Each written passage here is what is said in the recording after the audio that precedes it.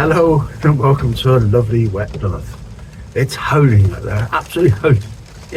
This rain is ridiculous. We've had 18 days in 4 months of dry weather. Nuts. Anyway, enough of the weather forecast. We're here for the gardening, yeah?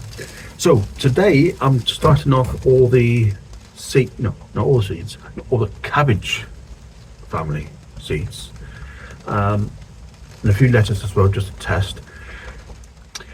I'm going to be trying out 4 different blends of compost, 2 of which are going to be commercial blends, Silver Grow and Miracle Grow peat free, and 2 of my own. One that I grew potatoes in last year, and I think it is depleted the nutrients enough to be suitable for seed compost. The second one is 3-year-old wood chips, sifted and blended with about 30% leaf mold, sifted, and that combination together should work really well. I have not bought any peat compost. I was going to buy some to compare with, but I've done it before. I've proved that it is the best that you can get. It is better than peat free. I don't need to prove this again because actually it's getting quite hard to get hold of. What I'm more concerned with is making sure that my blends of peat free I've made for no money whatsoever, just effort, competes with the commercial peat free, and that's what we're going to be going through. Not today, but I'm just going to show you the formulation and the sowing of it, just so that you've got it as a timestamp to show the actual result later on. As you may or may not know, I like to grow potatoes in 30-litre pots from my own compost. This particular blend is 60% 3-year-old wood chips, 30% leaf mold, and 10% worm compost. The worm compost gave enough fertility to give a good crop. I believe that after a crop of potatoes and it's sitting there, a lot of the nutrients will have gone. So hopefully this will be suitable for seed compost. All my compost gets put through a sieve that is 1/4 inch or 5 mil gaps in, because you want to get as much of the rougher stuff out as you possibly can, and that's right across the board across each different type of compost. Quite a lot of wood bits left in there. You don't want that in the compost. It's no good for seeds. This won't be wasted. It will go in a bucket under the bench and be used in the potato growing a little bit later on, because they won't mind it in the slightest. So you see how nice and fine that compost is. It's absolutely perfect. Before we start on the seed sowing, I just want to quickly cover off potting on. This is just potting on tomatoes. A little bit too far gone. They're just a little bit too leggy because we've had some rotten weather. Funny enough, the enemy this year is low light levels because of all this rain and cloud. Everything is struggling a little bit. I wouldn't get this problem of legginess normally, but I have. A little bit, never mind. It's just one of them things. So potting these tomatoes down into these small pots is essential. And what I'm doing is I'm just potting up a couple different types. There's an onion there. Of tomato that have been growing on for this last month. I'll pick out the weed seed to compare how slightly more mature plants do, as well as the seed that I sow as well. This is the Miracle Grow. It's a lot rougher, a lot more. I would suggest it's a lot more coir in it rather than wood chip. There's a lot more, not waste. Yeah, it is waste, because you don't want to sow seed in this. you want to sow it into this.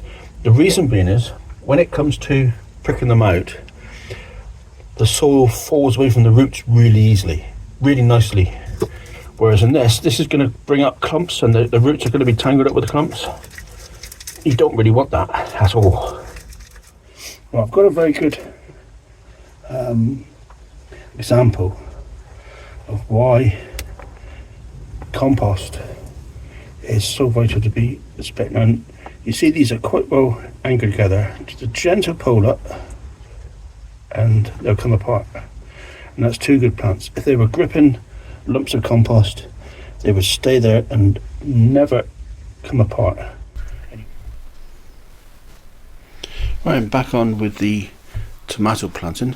I'm only using a small amount of compost on the bottom because, as I said, these are a little bit leggy, and it's just a matter of picking these up by the leaves, the baby leaves, not the main leaves or the stem, dropping them into the bottom of the pot and gently putting soil in. Not compacting the soil, I don't believe that's a good thing to do, and it's potting them up to cover up as much of the stalk as possible. And there you are, job's a good one. So now it's time to sow the seed into the 4 different types of compost. I'm using F1 seed, so there's not many seed of each variety, and what I'm doing is I'm sowing the same varieties in each row of the 4 trays. So on the left hand row I am sowing these, which is cabbage Killistor. The next row will be cabbage Ladero.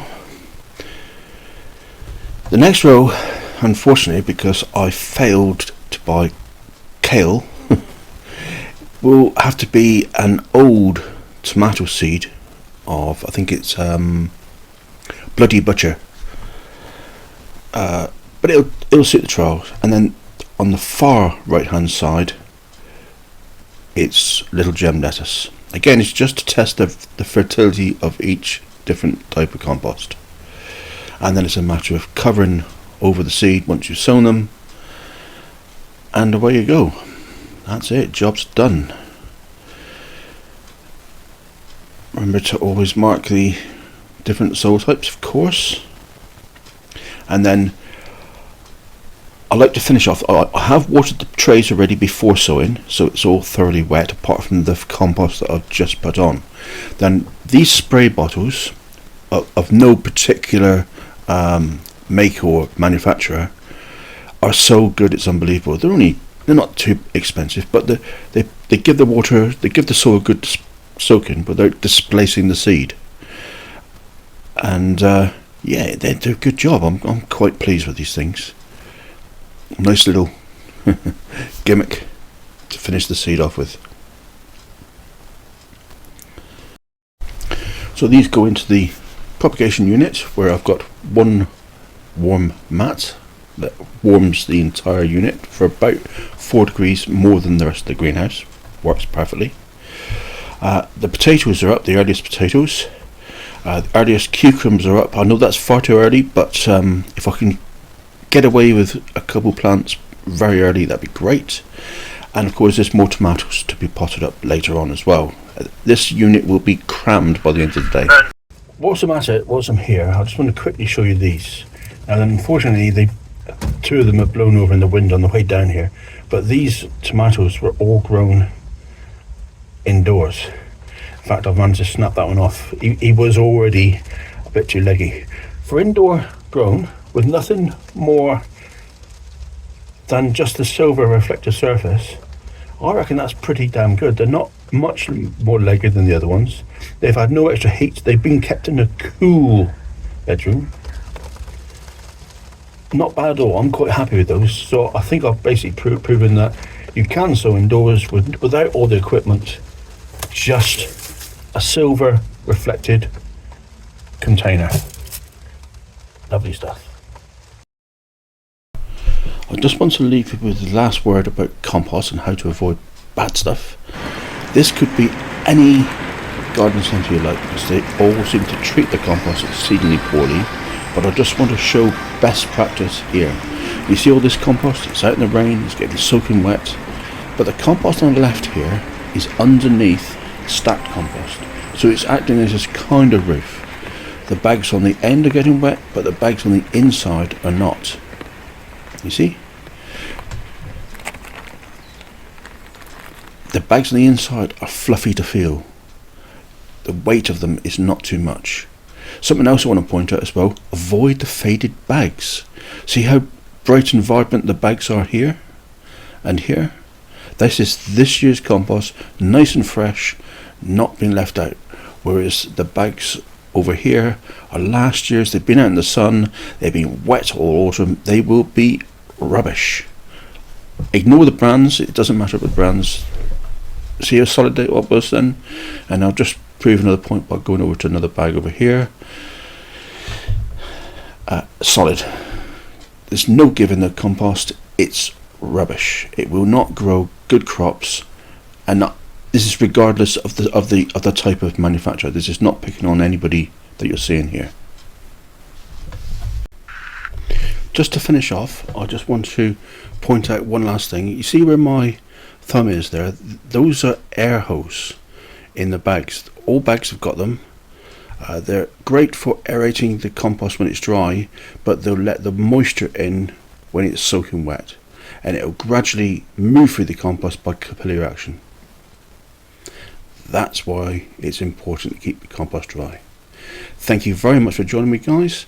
I'll see you on the next one. Don't forget to comment and subscribe as much as you possibly can, because it's all very much appreciated, especially if you've got something helpful to say. Thank you much. Bye bye.